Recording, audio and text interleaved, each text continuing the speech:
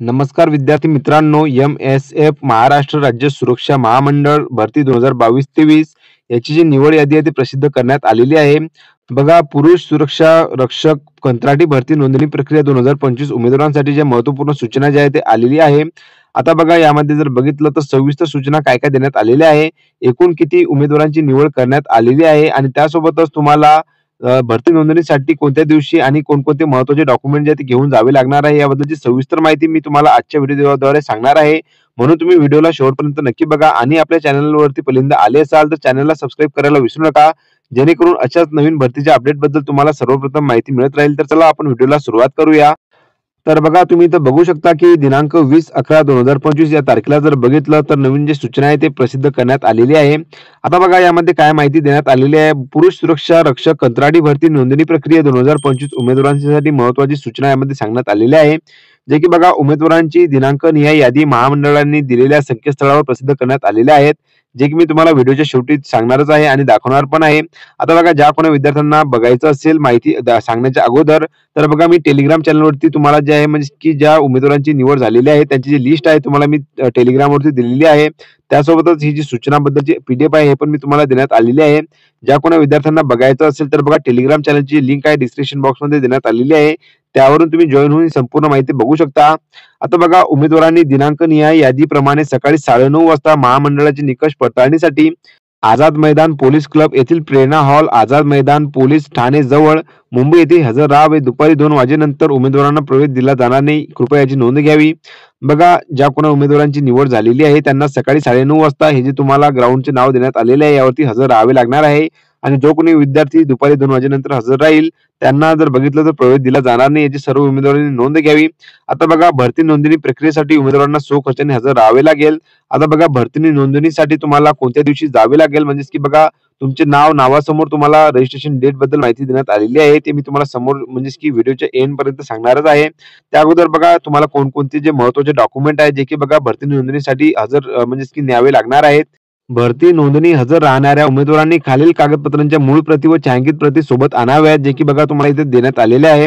सर्वात अगोदर जर बघितलं तर 10वी एसएससी बोर्डचे प्रमाणपत्र म्हणजेच की बघा 10वीचं बोर्ड सर्टिफिकेट, 12वी एचएससी व समकक्ष पास गुणपत्रिका व प्रमाणपत्र म्हणजेच की बघा 12वीची मार्कशीट आणि प्रमाणपत्र म्हणजेच की बोर्ड सर्टिफिकेट जे 12वीचं लागणार आहे.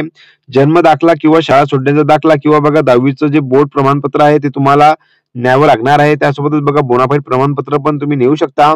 आधार कार्ड, पॅन कार्ड, अधिवास प्रमाणपत्र म्हणजेच की डोमेस्टिक सर्टिफिकेट, वाहन चालवण्याचा परवाना असल्यास, संगणकाचे ज्ञान असल्याबाबतचे प्रमाणपत्र व इतर उच्च शैक्षणिक प्रमाणपत्र जे काही तुमच्याकडे आहे ते तुम्हाला सोबत न्यायचे आहे. पोलीस भरती सन 2022-23 मध्ये मैदानी व लेखी परीक्षेस हजर राहिल्याबाबतची प्रवेशपत्र सोबत आणावीत. म्हणजेच की यामध्ये हा जो पॉईंट तुम्हाला हायलाइट करून मिळालेला आहे तुम्ही इथं बघू शकता, जे की बघा यामध्ये सांगण्यात आलेलं आहे की मैदानी व लेखी परीक्षेस हजर राहिल्याबाबतची जे प्रवेशपत्र आहे तुम्हाला सोबत आणावी लागणार आहे. एकूण जर बघितलं तर बघा, हे जे 8 डॉक्युमेंट आहे म्हणजे की बघा हे तुम्हाला भरती नोंदणीसाठी जर बघितलं जे तुम्हाला ॲड्रेस देण्यात आलेला आहे त्या ग्राउंडवरती ज्या तारखेला तुम्हाला भरती नोंदणीची डेट तुम्हाला देण्यात आलेली आहे त्या तारखेला तुम्हाला हजर राहावे लागणार आहे, याची सर्व विद्यार्थ्यांनी नोंद घ्यावी.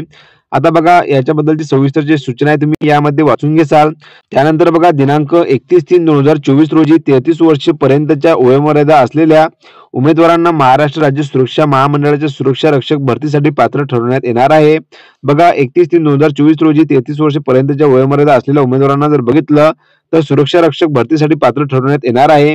आणि 33 वर्ष वयापेक्षा जास्त वय असणाऱ्या उमेदवारांना भरती नोंदणी प्रक्रियेत अपात्र ठरवण्यात येईल. याकरिता उमेदवारांची वयोमर्यादा तपासणीसाठी कागदपत्र पडताळणी, वयाचा पुरावा, संबंधितीची जन्म दाखला, शाळा सोडल्याचा दाखला, 10वी बोर्ड प्रमाणपत्र, जन्मतारीख असलेले ही कागदपत्र पडताळणी तारीख निश्चित करण्यात येणार आहे. व जे उमेदवार 31/3/2024 रोजी वय 33 वर्ष पूर्ण या वयोमर्यादापर्यंत असतील त्यांना भरती नोंदणीसाठी पात्र ठरवण्यात येईल व 33 वर्ष वयापेक्षा जास्त वय असणाऱ्या उमेदवारांना अपात्र ठरवण्यात येणार आहे, याची उमेदवारांनी त्यांनी नोंद घ्यावी. जे उमेदवार 18 ते 33 वर्ष वयाच्या मर्यादेत बसत असतील त्यांनीच ऑनलाईन फॉर्म भरावेत. बघा, ज्या उमेदवारांची जर बघितलं तर 18 ते 33 वर्ष म्हणजेच की या वयोमर्यादेमध्ये वय बसत असेल तर अशाच विद्यार्थ्यांनी जर बघितलं तर ऑनलाईन फॉर्म भरावेत. यामध्ये अशा प्रकारची माहिती जी आहे त्यामध्ये देण्यात आलेली आहे. आता बघा, पुरुष उमेदवार भरती नोंदणी प्रक्रियेवेळी हजर होणाऱ्या पुरुष उमेदवार याची पुरुष पोलीस शिपाई यासाठी असणाऱ्या उंचीच्या निकषाप्रमाणे किमान 165 सेंटीमीटर उंची तसेच छाती न फुगवता किमान 79 सेंटीमीटर व न फुगवलेली छाती व फुगवलेली छाती यामध्ये 5 सेंटीमीटर पेक्षा कमी नसावा असे निकष जे असून त्याप्रमाणे निकष पडताळणी करण्यात येणार आहे, याची सर्व उमेदवारांनी नोंद घ्यावी। आता बघा, उमेदवारांना त्यांच्या नोंदणीकृत मोबाईलवर संदेश देण्यात आलेला, जे की तुम्हाला इथे संकेतस्थळ देण्यात आलेला आहे। लिंक ओपन करून तेथे दिलेला फॉर्म ऑनलाईन व्यवस्थित भरणे आवश्यक आहे। तसेच सदर लिंक ओपन केल्यानंतर प्रायव्हसी पॉलिसी यावर क्लिक करून तेथील दिलेल्या सूचनाप्रमाणे फॉर्म काळजीपूर्वक भरण्यात यावा। तसेच फॉर्म मध्ये दिलेल्या जागी स्वतःचे अलीकडील काळातील रंगीत छायाचित्र व सही अपलोड करावी। बघा, यामध्ये जर बघितलं तर कशा प्रकारे तुम्हाला फॉर्म फिलअप करायचा आहे याबद्दलची संपूर्ण माहिती यामध्ये सांगण्यात आलेली आहे, तुम्ही वाचून घ्याल।